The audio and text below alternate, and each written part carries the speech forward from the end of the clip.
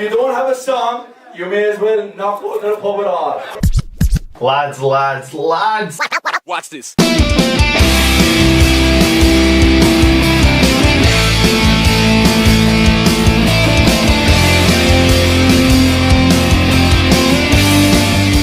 Lads, welcome to another match reaction. I've just watched Sheffield United 0, Manchester City 1, Lee Mason 7. So, as you can see, we lost 1-0. Lee Mason took the headlines with 7 bookings. Oh, yeah, 7 bookings. Besic, Norwood, Fleck really early on. McBurney in the second half. I'm not sure about theirs, but Fernandinho, Rodri and Aguero got booked for booting the ball into the crowd. Yes, so well done, Lee Mason. You were the man of the match, definitely. You had you were involved in most of the stuff. Anyway, yeah, that's me being a little bit salty, but I'm not being salty about Man City's performance. I thought they were great. I thought we were great too. So let's crack on from the start. Like, they've had 67% possession, we've only had 33. I expected something like that, a 70-30 split sort of, so we've done a little bit better than I thought. We had 4 shots and 1 on target, apparently. I can't remember the 1 shot on target. I thought that we possibly only had 1 shot in the whole match. They had 18 shots, 5 on target, 5 corners to 13, and 13 fouls all. So, the fouls don't matter. But, yeah, I thought we were absolutely excellent today. In pretty much every department other than kind of creating those big chances, which we didn't really. A couple of crosses coming across the box that I think one McBurney possibly should have done better with that went wide. Could have been offside anyway, it probably was. By the way, before I get into this, if anything I've said is wrong, I do apologise. I've come straight from the match. I've not seen any sort of footage of it. I wanted to get this out straight away, obviously. So if I've got anything wrong, you'll have to let me off, because obviously it's a lot more difficult to see who's done what and remember everything as it's just happened. Obviously, when you're watching it on TV, you get a lot of analysis. People talking at half time, people are talking at full time. You also get a lot of instant replays as well. So, anyway, I thought we started off the game really well. Like I said, not much. We weren't kind of opening them up. They had a lot of the ball at the back, which that's probably the 67% possession probably was mostly them passing it around the back line. I thought their defence was excellent. It was very similar to the Liverpool defence when we played them at home. Very, very tight, very compact, very strong. However, the first thing what I would say is McBurney and Billy Sharp were both excellent tonight. It's the best I've seen Billy Sharp play this season. It's the best I've seen McBurney play this season. I think McBurney,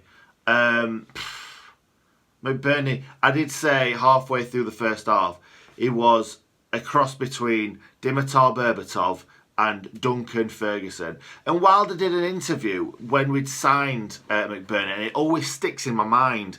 And he always says, well, he did say that when we played Swansea, that McBurney was smashing into Egan, smashing into Jack, smashing into all of them. And I've not seen any of that this season from him. So it's excellent to see him actually kind of doing that today. And I hope it's not just because we played Man City. But he really, really put himself about. He was winning everything in the air. He was knocking them about. He was brilliant at kind of picking the ball up, kind of shielding it and then dropping it off. He was excellent today. Excellent. And I can't believe that he wasn't put in the man of the match bracket. Don't get me wrong, Dino probably definitely deserved it. But McBurney in that first half, he was absolutely phenomenal. Best I've seen him all season, like I said.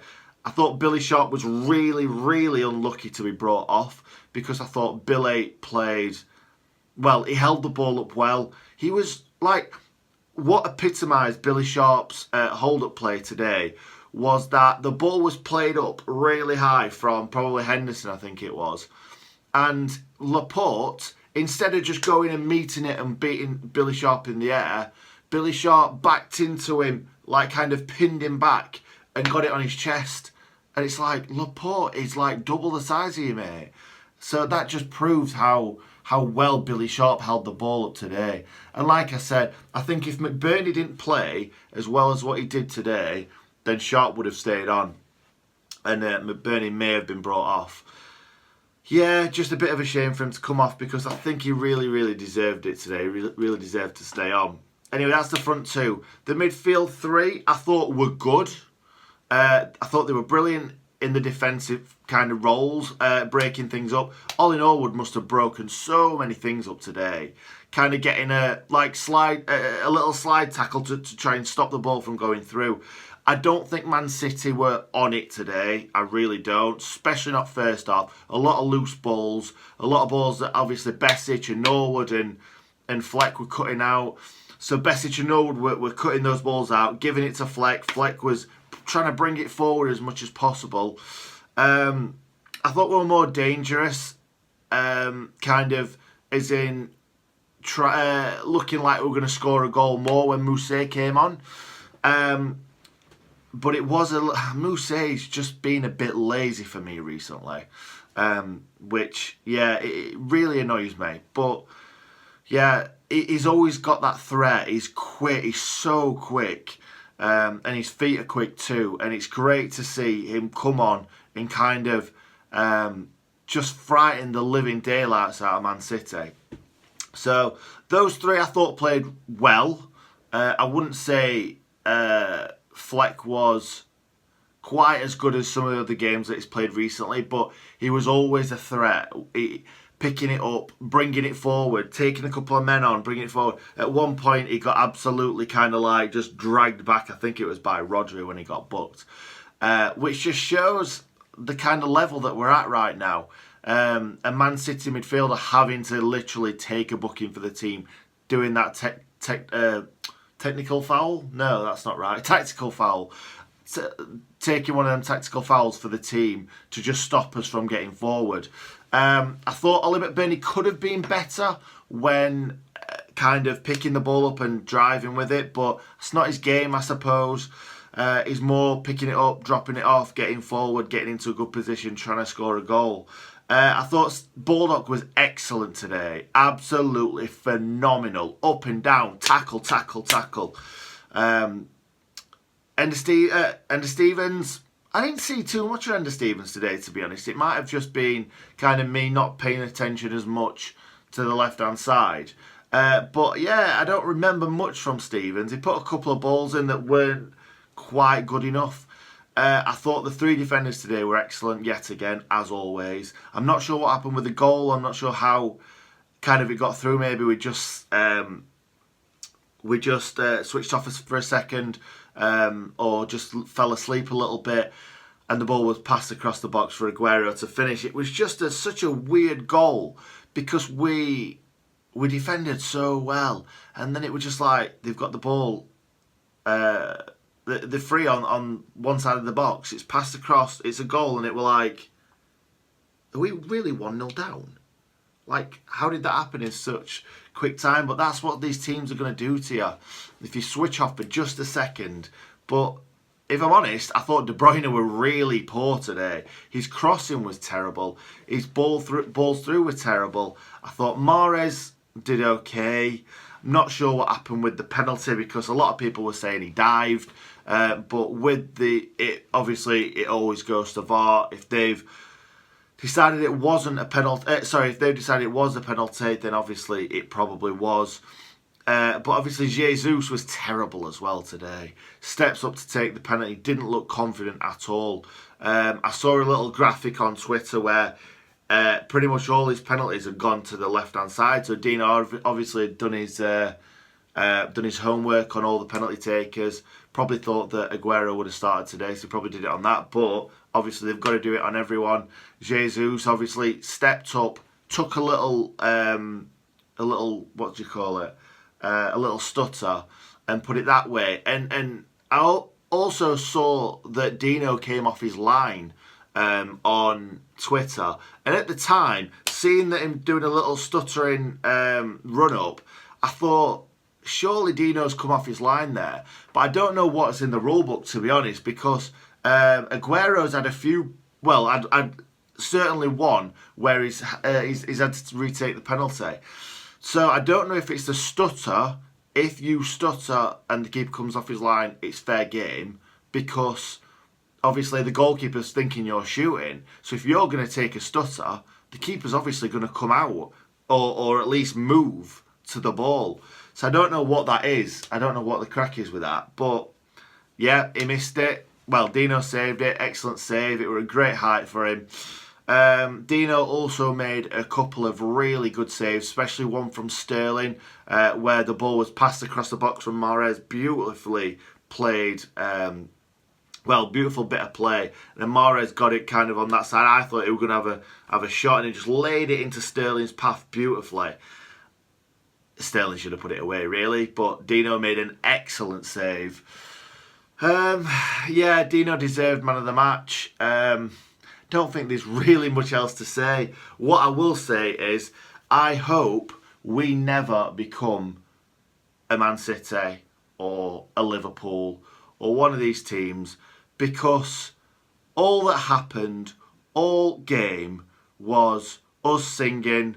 We barely heard them at all until they scored in the 73rd minute, was it? I can't find it. 73rd minute, yeah. No cheering, no singing, no nothing from the Man City fans until the 73rd minute when they scored. And that's the exact same thing that happened when Liverpool came to Bramall Lane as well. It's just crap. It's just crap. You want to be hearing the away fans are supposed to be better than the home fans. That is what normally happens at football grounds, because obviously 3/4 of the stadium are pretty much quiet, because it's people who've got season tickets who've been for years. It's not nutcases singing their heads off all the time, which at an away match, pretty much all the full stand are singing their heads off. Well, they are when United play away anyway.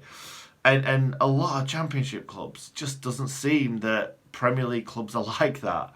The other thing that I was going to say, Man City just diving around all game. Oh, so annoying. That's another reason why I don't want loads of players that are going to be diving around every 2 seconds and us shouting for fouls. That's just not the Sheffield United way. I know Chris Wilder wouldn't have that. I know sometimes you've got to go down. But it's not the going down. It's the flinging their arms up in the air. It's throwing themselves like the Tom Daley.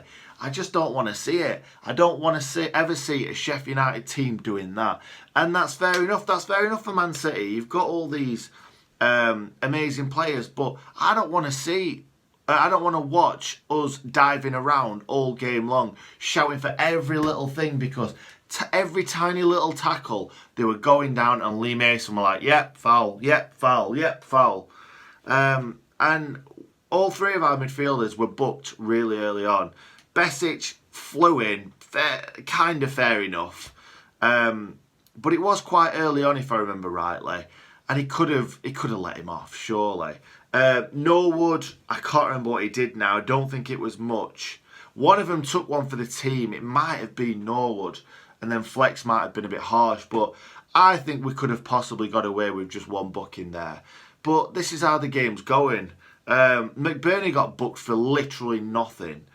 It's just frustrating. I hate watching just the game stopping constantly for fouls, for bookings, for every little thing.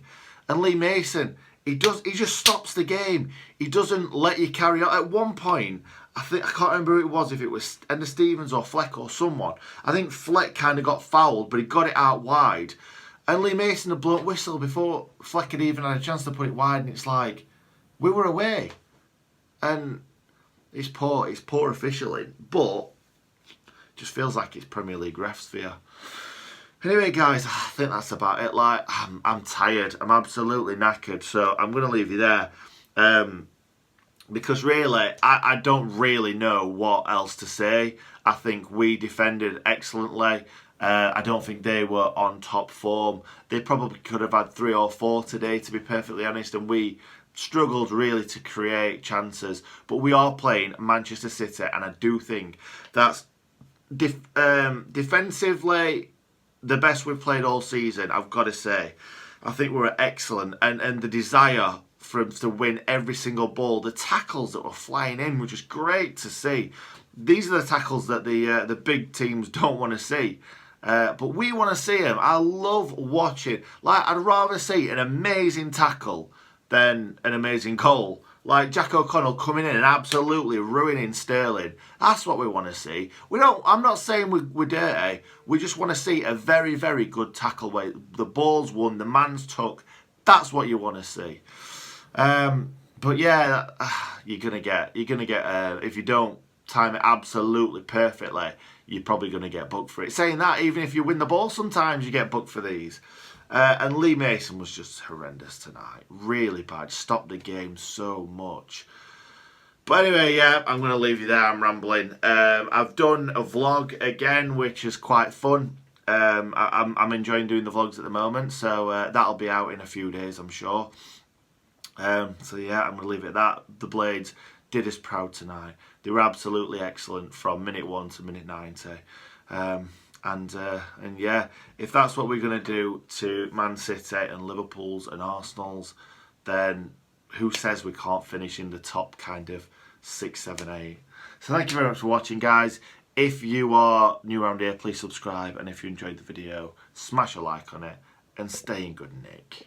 If you enjoyed the video, hit the like button. And if my content is something that you might like to see more of in the future, hit the subscribe button with notifications turned on. Oh yeah, and stay in good nick.